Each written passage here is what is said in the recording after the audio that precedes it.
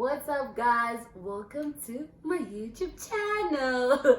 Welcome back. My name is Uthandeka Ganqumala, and thank you to everyone who has subscribed so far and everyone who has watched my video. And if you're watching and you're not subscribing, ulindeni, because really it doesn't cost you a thing.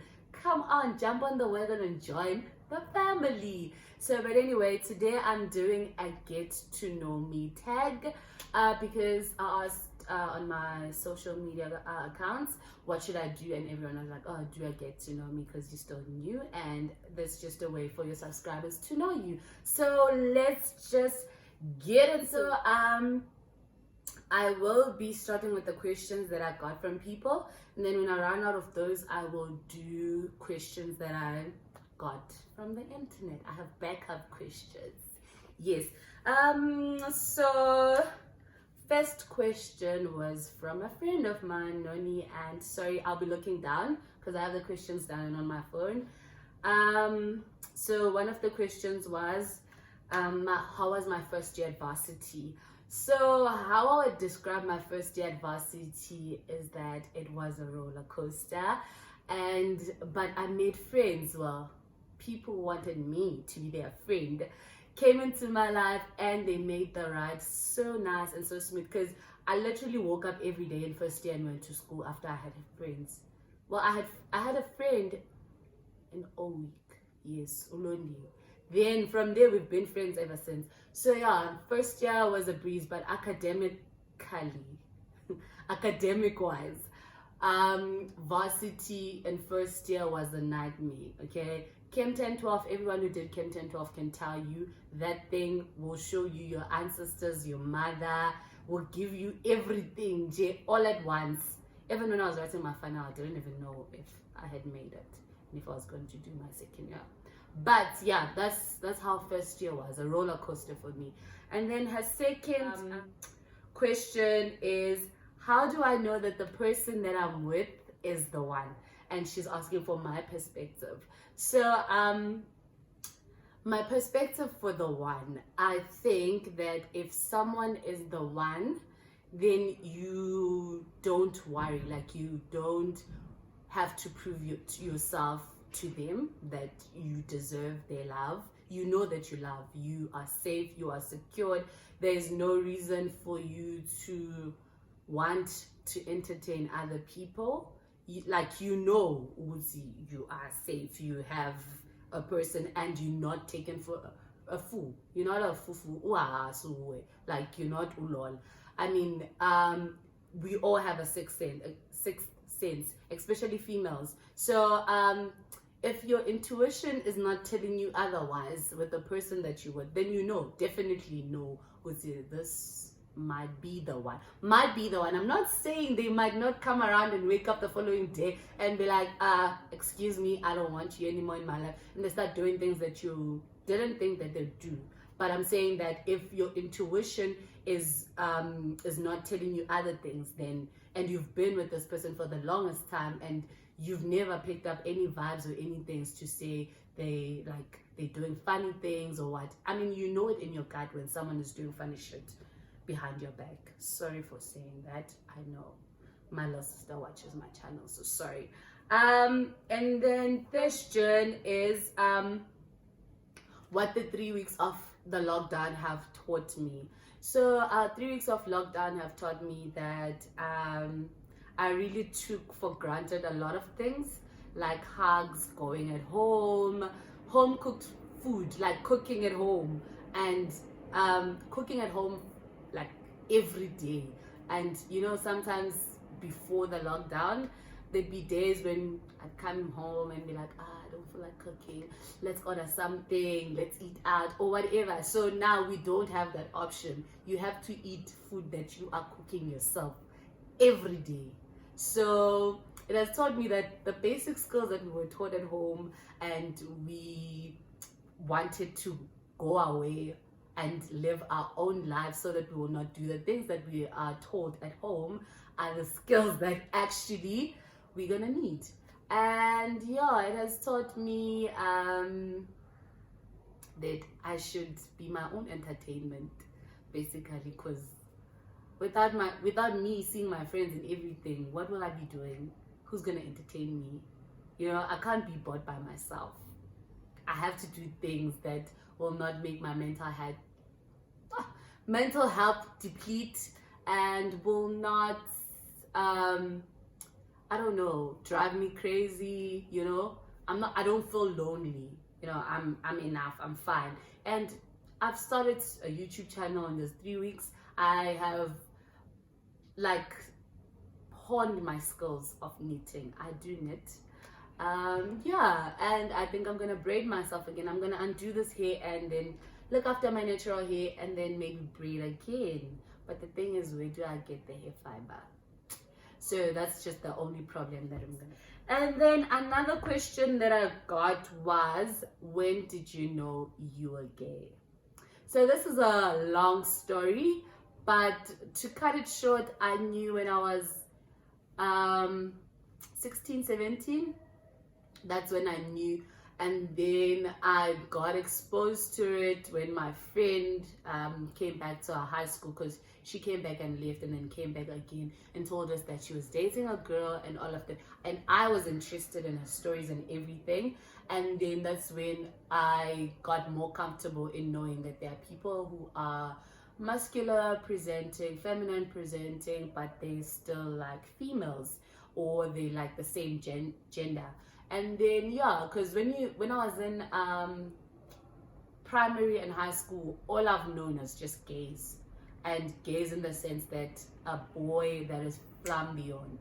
That's all I knew. And I never like saw your lesbians, your transgender, until there was a time I had to attend Pride with my friend, and then that's when I got exposed to these people.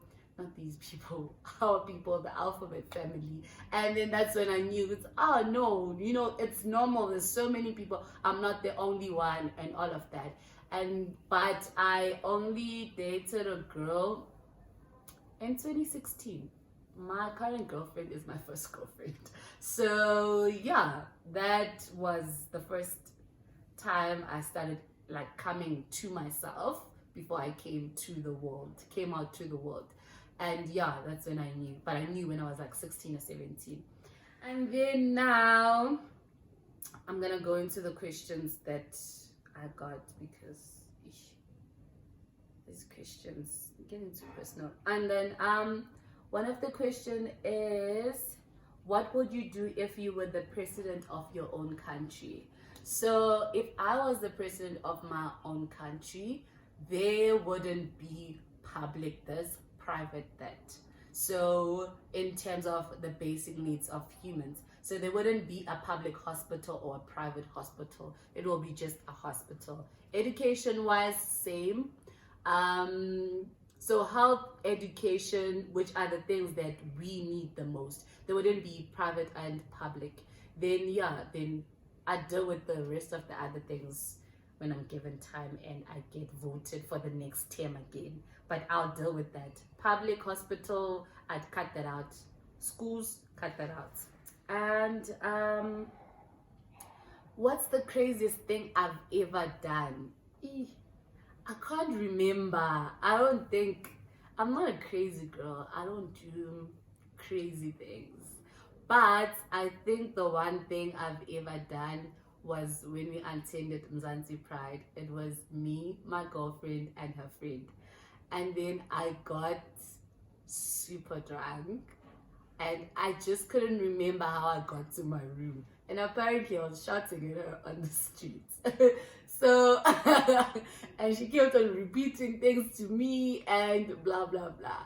Mama, it was not me. They're telling lies about me, So yeah, I think that's the craziest thing I've ever done. And next question is, what is home to you? So home to me is where my mother is. That's home. So wherever my mother is, that's home for me. And how do you define love? How will I define love? Love is unconditional. So it's when someone accepts you the way you are. They don't want to change anything. They like, love is being accepted for who you are holistically and whatever you are, and also knowing that if we take this love thing romantically, then if we are partners and you go somewhere and I'm not there, you must know that you are representing me, so you wouldn't do anything that will embarrass me. And in that sense, I also wouldn't do something that will embarrass you or would put your dignity to shame or something like that. So that's love, protecting someone even when they're not there. Yeah. And then what am I most grateful for? I am most grateful for my family.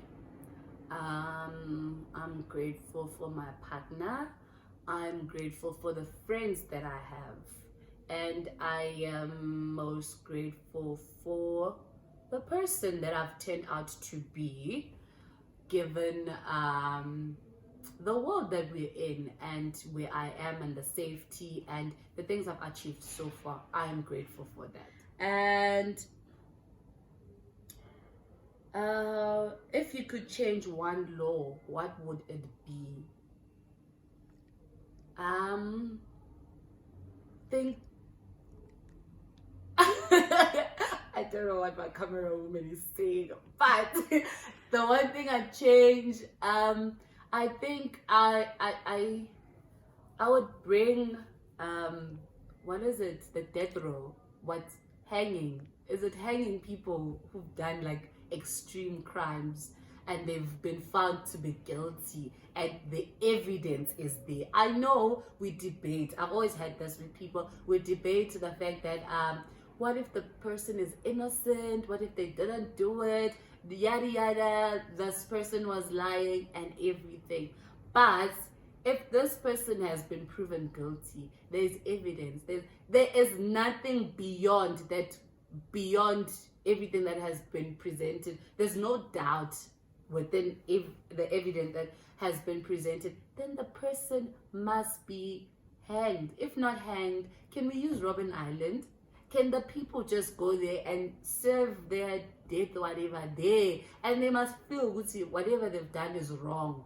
Like, I would change the way our justice system deals with people that have committed petty crimes and people who have committed like serious crimes. Like, we can't be treating these people the same way. It's not right. It doesn't make sense. I know they have human rights, but it doesn't make sense if the other person just stole, I don't know, a packet of maize meal at ShopRite and the other person killed, but they get the same treatment. It's our tax money at the end of the day. But that's just my own view. And then how would my best friends describe me? You. They would say I'm stubborn. Yeah, I am. They would say I'm stubborn. I'm a loving person. I'm lovable. I follow my name. I am a bookworm. I like books. And I commit. If I say I'm going to do something, I commit to it and I see it through. I fight for it till the end, till there's no fight in me. Then yeah, I think that's how they'll describe me. And what teacher inspired me the most and how? I would say Mrs. Livingston.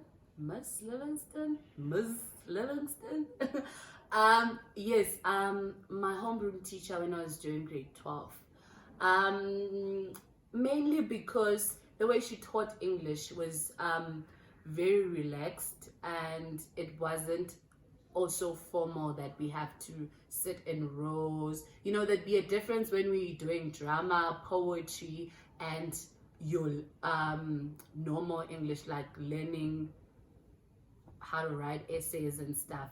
And the way she'd make the classroom an art room, like, it was so nice being taught English by her that it didn't drain anyone to do English. Even when we had to do speeches and we had Toastmasters with her, It was just so easy, flowy, everything was nice, and you could talk to her even though she was stern and everything. And she was just a caring woman, and I liked her for that. She was never involved in teacher polygamy. So